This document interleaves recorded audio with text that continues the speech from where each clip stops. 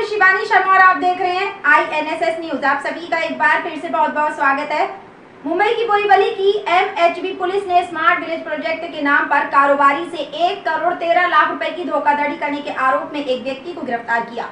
बता दें कि Speed Com Internet Services Private Limited के डायरेक्टर और शिकायतकर्ता निवेशानंद दिगंबर शिरोडकर के अनुसार डॉक्टर साजिद एन सैयद ने खुद को भारत का CSR नेटवर्क यानी कॉर्पोरेट सोशल रिस्पॉन्सिबिलिटी का अध्यक्ष बताते हुए गोवा में सरकार के सहयोग से शुरू होने वाले बड़े प्रोजेक्ट के नाम पर सितंबर 2024 में 2 चेक के जरिए 50 लाख रुपए ले लिए और फिर सरकारी अधिकारियों के साथ मीटिंग की।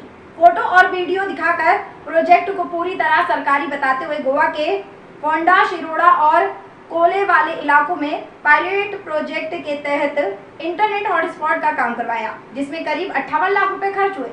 और मुंबई में भी चिन्मय जेटी से बांद्रा पुलिस स्टेशन के बीच फाइबर बिछाने और CCTV कैमरे लगाने का भी काम करवाया गया, जिसमें भी करीब 5 लाख रुपए खर्च हुए। उसके बाद जब कंपनी को किए कामों का कोई भुगतान नहीं मिला और भुगतान की रकम को टाल मटोल करना शुरू किया गया और जब शिकायतकर्ता को इस पर शक हुआ तो उन्होंने पुलिस की मदद ली और शिकायत दर्ज करवाई। पुलिस ने भी शिकायतकर्ता की शिकायत के बाद सभी कागजातों को जांच की तो जांच में सामने आया कि आरोपी द्वारा दिए गए लेटर ऑफ इम्पेलमेंट जैसे दस्तावेज भी संदिग्ध हैं और किसी भी आधिकारिक MOU पर हस्ताक्षर नहीं किए गए। साथ ही बता दें कि जिसके बाद MHB पुलिस ने आरोपी डॉक्टर साजिद एन सैयद को गिरफ्तार करके अदालत में पेश किया, जहां अदालत ने उसे 15 अप्रैल तक की पुलिस हिरासत में भेजने का आदेश दिया है। अब सवाल यह है, क्या स्मार्ट विलेज जैसे बड़े प्रोजेक्ट के नाम पर और भी कई लोगों से ठगी हुई है? फिलहाल पुलिस अब इस एंगल से भी जांच में जुटी हुई है। पेश हमारे संवाददाता मुंबई से सुमित चौहान की खास रिपोर्ट। कुछ बात नहीं रखी है ऐसे तो, क्योंकि आज हॉलीडे कोर्ट था वैसे भी, तो हमने तो PC मांगा 15 तारीख तक का। क्योंकि देखो कैसा है, ये जो कॉनमैन जो होते हैं ये थ्रेट टू पब्लिक सोसाइटी, क्योंकि आज ये एक जन के साथ नहीं कई जनों के साथ हुआ है। टाइम्स ऑफ इंडिया में भी उसके बारे में आया है वायरल। वो ऐसे ही विक्टिम्स को टारगेट करते हैं, बड़ा दिखाते हैं खुद को और झांसे में लेते हैं विक्टिम्स को कि मतलब अभी जैसे कि मैं अभी दिखाऊंगा कि मैं मिनिस्टर के साथ खड़ा हूँ या कोई बड़े नेता के साथ खड़ा हो, तो ऑब्वियसली जो विक्टिम है, जो फिरियादी है, उनको तो भरोसा होगा कि ये हमारा काम करेंगे और उन्हें ऐसे ही फेक चीजें इनको बताएगी कि गवर्नमेंट का प्रोजेक्ट है, आपको वेंडर के हिसाब से हम ले रहे हैं और इतना बड़ा स्कैम किया इनके साथ और बाद में गायब हो। ॲडव्होकेट भट्टाचार्य, जीत भट्टाचार्य ज्यांनी आता स्टेटमेंट दिली ॲक्यूजच्या अगेन्स्टमध्ये. आता त्याच्या तो जो ॲक्यूज आहे त्यांनी फक्त आमच्या कंप्लेंटला नाही टार्गेट केलं आहे. त्याच्या आधी पण अँटीसिडंट्समध्ये बरेचसे त्याच्यावर FIR आहेत जे नंतर उघडकीस येणार आहे आणि ज्याच्यामुळे तो सोसायटीसाठी थ्रेट आहे. असंच तो विक्टीम पकडतो आणि त्यांच्याकडून बराच पैसा लुटतो आणि त्याच्यासाठी आम्ही माझे बोरोली बारचे सेक्रेटरी लांडगे साहेब आणि असेच बोरोली बारचे बरेच ॲडव्होकेट पण याच्या अशा गोष्टीला निषेध करतायत आणि ते पण 2 शब्द सांगायला मागतात त्याच्यावर. आता भट्टाचार्य साहेबांनी सांगितल्याप्रमाणे अशा प्रकारच्या ज्या मनोवृत्त्या असतात, जी पब्लिकला आणि सोसायटीला फसवून त्यांची आर्थिक फसवणूक करतात, अशा फसवणुकी करणाऱ्या जे आरोपी असतात त्यांच्या विरोधात आमचा बोरोली ॲडव्होकेट बार पूर्णपणे ताकदीने उभा असतो आणि फिर्यादीला न्याय देण्याचा प्रयत्न करत असतो.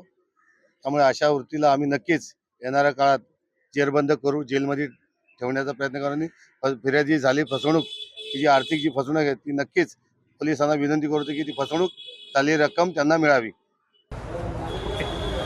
हा साजिद सय्यद नावाचा इसम आहे.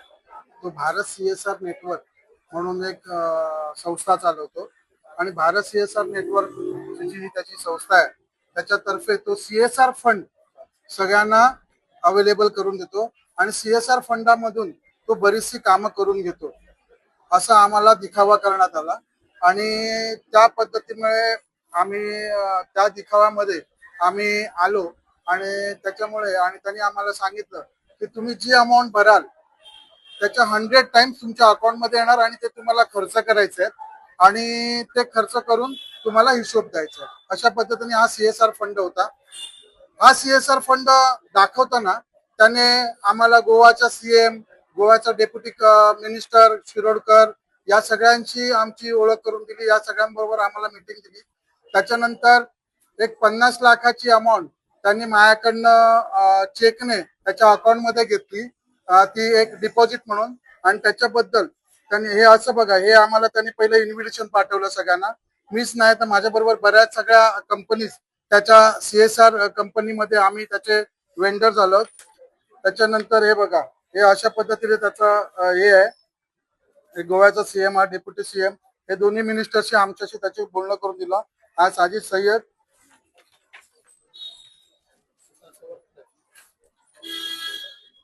गोव्याचा डेप्युटी मिनिस्टर, त्याच्याबरोबर ही आमची स्पीडकॉमची टीम आहे पूर्ण. त्याच्यानंतर ही तिकडची फिशरीची कलेक्टर आहे. त्याच्यानंतर हे मला त्यांनी असं सर्टिफिकेट दिलं की तुम्हाला एम्पॅलमेंट करून देतो. हा चंद्रकांत शेटकर म्हणून, हा त्याचा दुसरा एक कलाकार आहे. हा तिकडे डेप्युटी कलेक्टर आहे गोव्यामध्ये. आणि ह्याच्या सहीने आम्हाला याने हे एम्पॅलमेंट, त्याने सांगितलं तुम्हाला एम्पॅलमेंट झाल्याचं. आम्हाला ह्याच्या सहीने चंद्रकांत शेटकरच्या सहीने आम्हाला त्यांनी एम्पॅलमेंट केलं.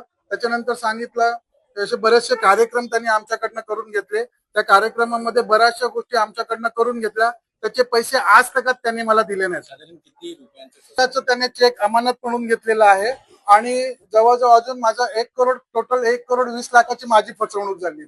अशा बऱ्याच जणांची वेगवेगळ्या पद्धतीने फसवणूक त्यांनी केली. पोलीस प्रशासनाकडनं आता सध्या हीच मागणी आहे की त्याला अरेस्ट करावं, त्याला सोडू नये. आणि त्याची बऱ्याच पोलिसांची चांगली खूप मैत्री आहे. तो भरपूर पोलिसांबरोबर आम्हाला मीटिंग करायचा. माझ्याकडनं त्याने बँड्रा पोलीस स्टेशनचं पण CCTVचं संपूर्ण काम करून घेतलं.